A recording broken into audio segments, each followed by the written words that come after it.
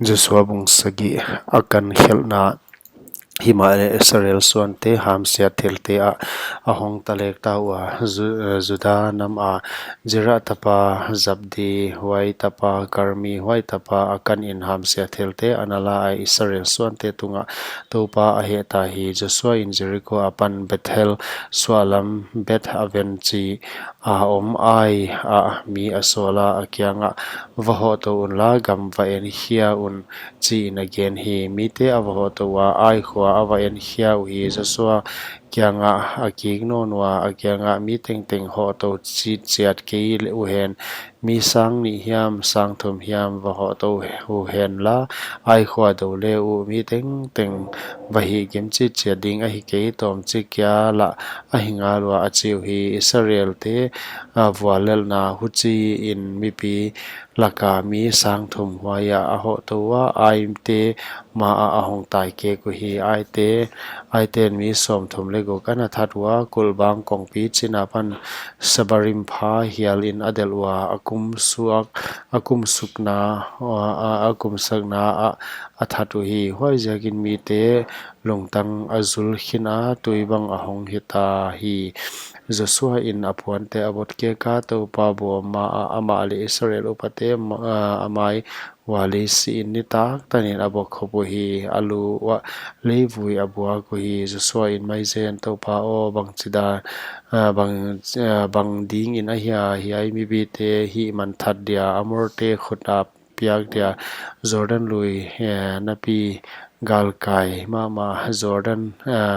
Jordan lui gala lungkim takin om hi thiat zo mai le ung to pa o hi chi amel mate dela Israel te tai keng mo ko kata atai keng mo ko bang kalo ta dia oi kanan te le hiai gam a teng ten azading wa ahon ding wa leya pan kamenu hi mang thang ding a hi ta mai ve wa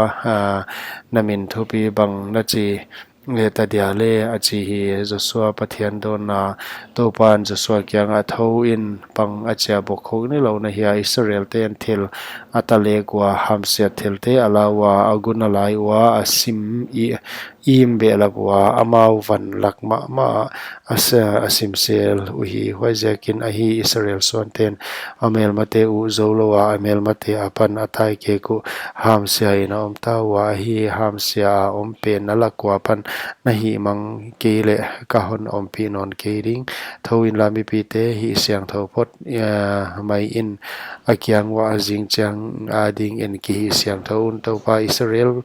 te pathian in Israel te o nalakwa hamsia thil a om a hi nalakwa pan hamsia thil nalak mang masya u namel mate u na zo thei ke ding u jingchang in achi chi a na hong kilat ding u a hi hun huan hi che hong hi dia to pan huai chi namat pe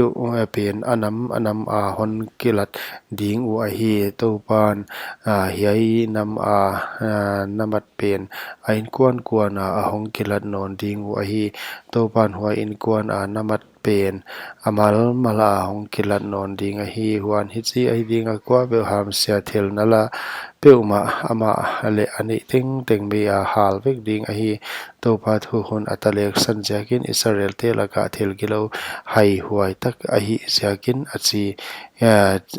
na chiding helna zonna le akan sina Joshua jing khangin thowa Israel te achi na hong kilang a judanam te mat a hong hitawa judanam te a hong kilang lang sakno na jera namte ana mana jera namte in kwan amal malina hong kilang non wa jabdi mat ahita nga in kwan malina hong kilang sakno na huchin juda chia jera tapa jabdi huai tapa karmi huai tapa akan mata hong hita hi Joshua in akan kianga katapa topa Israel te pathian thupi na pia in la akyanga ki puangin nathil hi hon hil in ke kyanga im ken achi hi akanin Joshua adonga kyanga topa Israel te pathung pathian tunga thil kana hi khial ta hi chibang in a hi kana hi galak laka Babylon puan hoi tak le dangka sakel zani le dangka eng ta tang sakel som nga buk kana kamu a kain la lua a kala tamai hi ngai in kapuanin sunga leya sel gu ka hi dangka puan huai nuaya om dangka pen huai nuaya om achi hi zo soi mi te asola apuanin sunga awataiwa ngai in apuanin a sel gu ka hi hinge a anuaya dangka anom puanin sunga kipan alakhiawa zo soin Israel swan teng kyanga hon toyun amau patopa ma a akoi uhi zo soin Israel tengin zira tapa akan dangka puan dangka eng tang satapa te atanute abong talte asabil nute abelam te apuanin le ani teng to apiwa akor phai zanga ato api to pi uhi zo soin bangziakin hon hi mang bang nahia to pan tu ni in nang leng hon hi mang bang ding hi achi hi huchin Israel tengin suang in adengwa suanga aden hitun mei in halu hi atunga